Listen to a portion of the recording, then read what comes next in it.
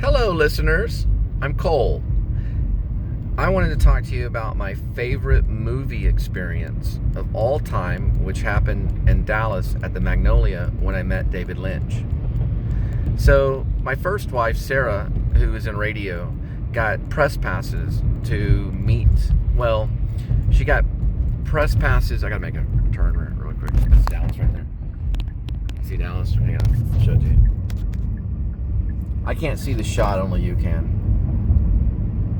Isn't that a beautiful shot? You can only see it, I can't see it. Isn't that wonderful?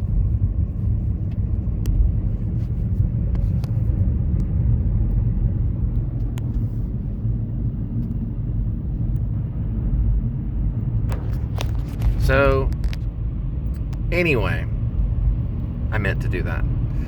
So, my wife Sarah, or my first wife Sarah, she got press pass tickets to, I believe it was, I'd have to ask Lynch again if I ever get to see him, but I think it was the USA Film Festival? I don't think it was the Dallas Film Festival. I think it was the USA Film Festival. And I had been in it before when I was younger. I was in a film a long time ago called Only in America, which I don't know what happened to that film. But I saw Inland Empire, and David Lynch brought in a guitar player, electric guitar player, and he played some licks. He played some solo before Inland Empire. And Sarah and I sat there, and it was the most wonderful experience of film because of the sound was so amazing and so loud. It kind of hurt your ears sometimes. But Inland Empire is a very good movie, and David Lynch was there. So we watched the film, and then there was a question and answer segment. And Sarah and I were there in the press boxes, or the press area, because we had press passes because she had a friend that was in radio that couldn't make it. So we got the press passes and went in. And, I guess I went to the new school, things like that. I don't know what I was doing there, really. But anyway, we watched Inland Empire. I thought it was really good. It was really funny. It was really dramatic. It was a great movie of mood. So it set a great mood. I would say Inland Empire is one of the greatest movies, other than Mulholland Drive. But Inland Empire is a great movie for learning how to control mood. And mostly because of the music. And also the acting and the story, and David Lynch. The thing is I thought it was improv when I saw it. I think David Lynch did some improvisation on this. So I sat there and waited patiently, and David came out and sat down, and he the only thing that was different about David Lynch was he liked to talk with his hand. So that's what he did when he was there. I saw it. So he would think with his hand, and a lot of people do, but the hand is thoughts. So Lynch would be, sitting there, and someone would ask him something, and he would just, this would happen, and he would just, this hand thing was going on. Okay, he does a lot of stuff with his hand. When he was an artist in Philadelphia, he did this painting thing with his hand. You see some documentary about him and some footage. He does this thing. So Sarah was next to me. I was real excited, and finally the mic came around to me. I don't know how. And I went, oh my God, I'm going to ask David Lynch a question. So I asked David Lynch, I wonder if I should turn up here. I didn't ask him that because I went in the car. But anyway, I asked him, I'm just going to go straight up this way. I asked him, I said, I think I called him Mr. Lynch. I don't know if I called him David. But he called me Cole. And I think I told him my name. I said, no, that thing doesn't like me. It's chirping at me. The car will chirp at me. I said, I must have said Mr. Lynch. But I said, my name's Cole. And I wanted to know how much you improv when you make a movie, or is everything scripted? That was kind of my question. So Lynch, his eyes kind of got big, and he got real serious. and it kind of scared me a little bit because, well, he's David Lynch. And he said, Cole. He called me by name, and I kind of jumped back. I didn't jump back, but I was like, why is David Lynch saying my first name Cole? Or well, it's my middle name, but it's what people call me by. And he said, no, we don't script anything. I'm sorry, that's not what he said. I'm sorry, that's not what he said. He said, no, we don't improv. That's what he really said. I'm sorry, I messed that up. Let me try it again, take 2. So I said, Mr. Lynch, I want to know how much you improv or how much is scripted. And then he answered, he said, Cole, everything is scripted. That's what he said. We script everything. Everything's written down first, and then, then we execute it. We make sure it happens, So he did say, for a moment, he did say that some things, every once in a while, he'll throw in some improvisation, but everything was scripted. And I think what he was passionate about expressing to other filmmakers was that the script is important. So Lynch will do a lot of meditation. He's in transcendentalism. So he will meditate a long time and concentrate to get the story. Then the story comes out of this well, this dark well, this abyss. It comes out of this thing. Then the story happens, and then he writes it down, he types it, or he's always been doing this, and then he executes the plan, which is the script. So he goes by the script religiously. It's a very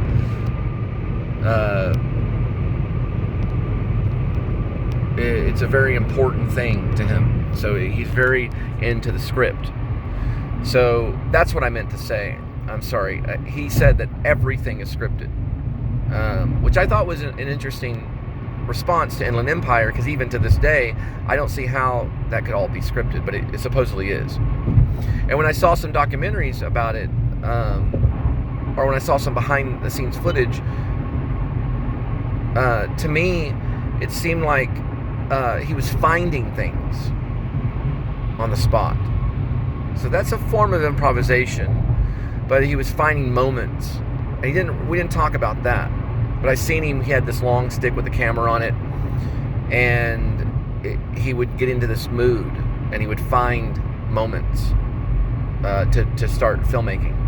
He said that he believes in that there are moments when it starts to happen. Something in the air is what he talks about. So I think there's a time and place for everything. I think script is important. I think it should be scripted. I agree with that. And I think every once in a while improvisation does happen, and that's a moment too, when you can explore that, because improvisation is a wonderful thing.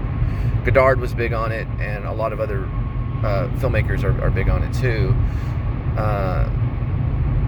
I'm way off course here, but I'm trying to figure out what I should do. But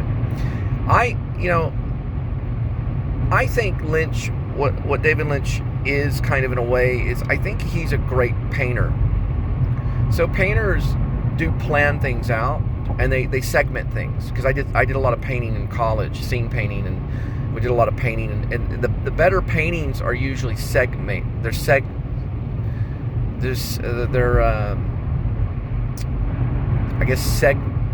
trying to think of the right word. I want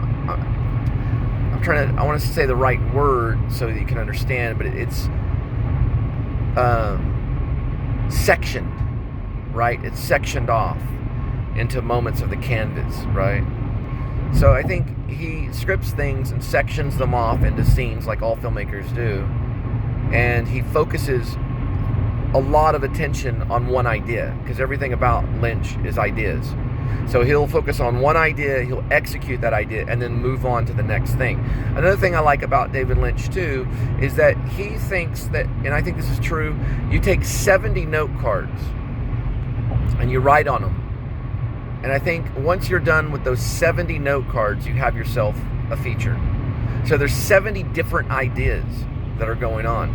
Because how we keep people linked in, whether it's improvisation or if it's script, is you're going from one idea to another. So what I would suggest as a filmmaker, and if this ever gets caught, is first think about the idea. Then start to go on that idea. That idea can go into the script. If it doesn't, then you find the idea and you go with it. Give it at least a little bit of thought, and then go with it. If you give it a lot of thought, that's even better. I think Eraserhead took 5 years. So there was a lot of different ideas that were going on. I think I can go up this way.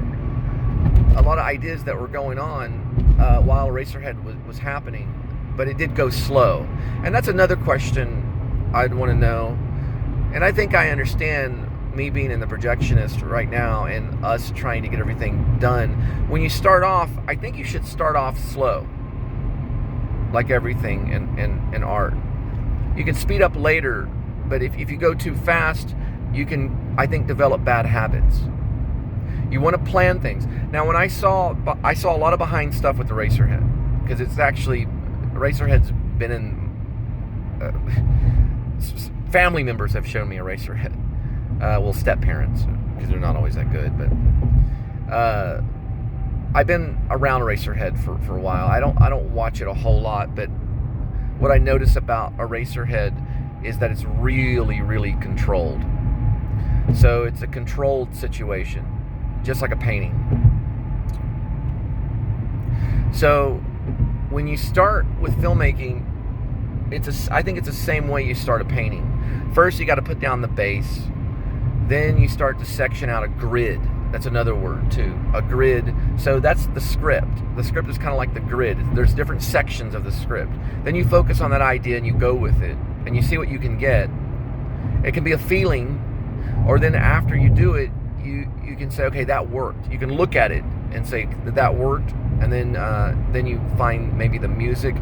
I'm finding now the music. I'm wanting to do my own music, but I'm taking, in my script, what I've done, which is different than a lot of scripts, I've taken a lot of songs that have inspired me and put it in the script for the actors to listen to.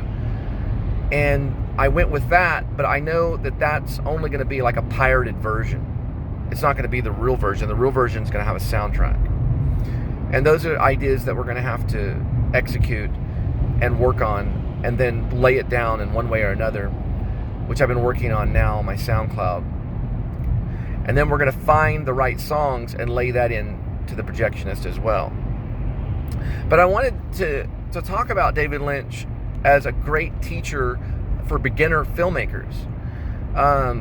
Because Godard and I think Truffaut is a genius. I think he was more probably on Lynch's kind of side than Godard. Godard just kind of threw it all together and just went forward, and that's fine. But Lynch took his time. And even though I think I'm using more of a Godard style, I'm taking my time with it, rather than just, saying, okay, we can just do this in 6 weeks, and then just leave it behind me, which I'd love to do, but I just can't. There's something about it. And this idea from the Projectionist came to me in 1995 when I had an actual journal, and I actually wrote it down, beginning the screenplay with a pen. Usually using like a Bic pen to write it down on a spiral. And so that's how it came to me when I was on a futon. So I was on this futon, and all of a sudden, out of nowhere, this projectionist guy that looked kind of like a Jim Jarmusch kind of character, I guess at the time. He's changed now, because now he looks like another person, because it changes after time. But when I wrote it, I thought of this guy that kind of had this hair like Jim Jarmusch, and he had like this these Doc Martens and this like a leather jacket or whatever. Now it's changed because so much time has changed, and I've had to change it due to budget and stuff like that. But I'm allowing the actor to come up with a lot of the ideas on how a dare looks.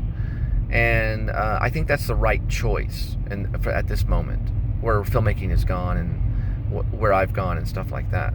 But when I wrote it, I had this idea, and it wasn't a very long script, but there was a bellhop suit. There was Sharon Stone had come to mind. There was a guy that was obsessed with her. He went out to Hollywood. This is all before. This is like maybe 5 years before I ran off to Hollywood.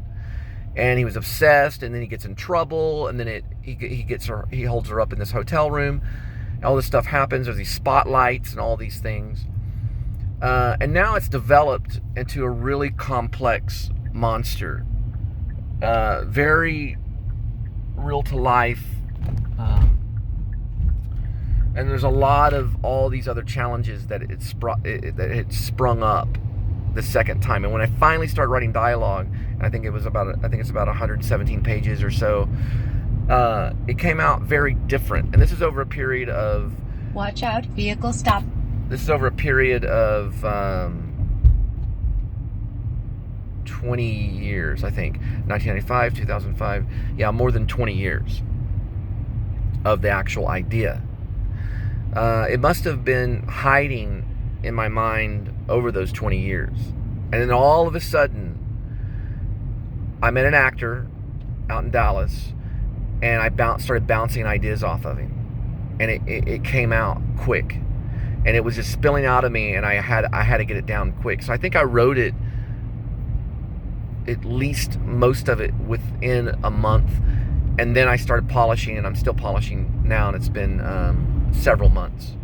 So it came out within about 30 days, and then I started developing it more and more for the sake of budgeting. Now, here's a mistake that I have to live with. So as a beginning filmmaker, and I have another film on the horizon that's going to be easier, I chose the hard path, and I'm sure Lynch did with Eraserhead.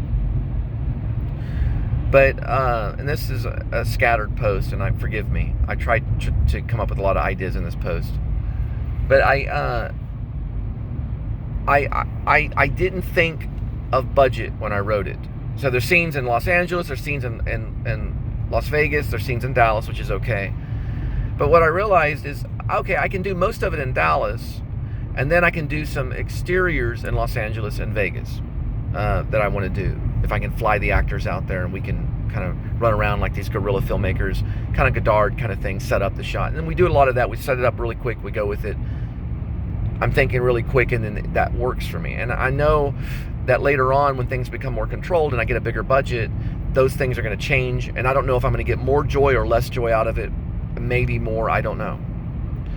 But I didn't think of the amount of money and the amount of time that it's going to take, but yet all these goals are achievable. And I think when Lynch was making Eraserhead, he probably had to think about things like the puppet that he uses in it. And that was probably a difficult thing that he had to go through. So it was like tiny things, or there were acute things, specific things that he had to build. And he was right there on set. And we don't have to do that. So we have the convenience of just shooting it on location where we want, but yet we're using the script to take from. And then say, okay, we can't use a hotel room, but we could use an apartment room, which is very close to a hotel room. Now, I know a lot of filmmakers are going to be like, no, that's wrong. Well, that's the way we roll for right now. I thought it was a hotel room for one sequence. It's not a hotel room for that sequence. It's an apartment. Okay? So whoever wants to watch the film and read the script at the same time, feel free. It's going to be hard for you to get a hold of that script, but who cares? Here's another thing about filmmaking too. Some people get their way all the time, and some people don't. So I've learned as a filmmaker to keep your chin up and to take what you can get and go with that. Don't throw a big fit. Don't spend a lot of money on something that you really don't need to have. Just tell the story. If it's an apartment rather than a hotel room, go with that. Now, here's my other idea, which after the Projectionists is finished, we're going to go with another film called The Filmmakers, which is plural, the filmmakers, right? I've decided to set that in 4 rooms, okay? So they're going to be 4 separate rooms, a studio room, a balcony, a garage, and the car, okay? Now, I'm going to be able to probably execute that within 6 months at the most, as long as I have the committed actors. So there are only 4 locations I have to worry about. The problem with the Projectionists is that there are many locations. It's not that big of a deal because I can go, okay, I can just change this park into a cafe, or I can change this cafe into a picnic table, things like that. And it doesn't bother me. And it's also, I feel like it's more free that I can just do that. I can say, okay, this is supposed to be in a cafe, but we're gonna do it at a picnic table, or maybe we'll do it at this area of a conference room at a hotel room and go into the corner or something like that. Things like that. So we'll see where it goes. It's a big adventure. I'm at 20 minutes right now. I guess I'm going to title this My Great Movie Experience Speech. So it's all over the place. But as filmmakers, remember that I think you always want to stay focused on the hope of the film, and you want to always be willing to tell the story, and don't always focus on the shot. The shot sometimes will come at you even in a mistake, like the last sequence that we filmed with the actor. The shot came as a mistake, and I looked at it and I went, wow. And instead of yelling at the actor saying cut, I didn't. And the more I get into it, the more I stay away from saying cut. Because all of a sudden I looked down and there was the shot. I didn't write that shot in there. I didn't write it in there.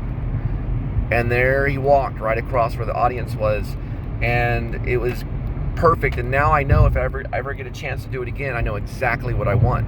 That I found, and that I believe in. I think there's some Orson Welles believed in that too. You find it at that moment. Orson Welles was really big about that. And that's what he did with the great film The Other Side of the Wind. His second great masterpiece, Citizen Kane, which I think The Other Side of the Wind is just as good as Citizen Kane. It's very good. You got to watch it. It was released on Netflix last year. Groundbreaking stuff. So remember, you can find the shot as you do it. You have to keep your mind open to that. You might storyboard if you want. Some filmmakers don't like it. I've storyboarded for my first film, which is still in post-production, called Bulb, which I did in White Settlement, Texas. And we did some storyboarding for that. And it helped a little bit. But I think that you can find the shot. But when you tell the story, the shot will come to you and you go, oh, there it is.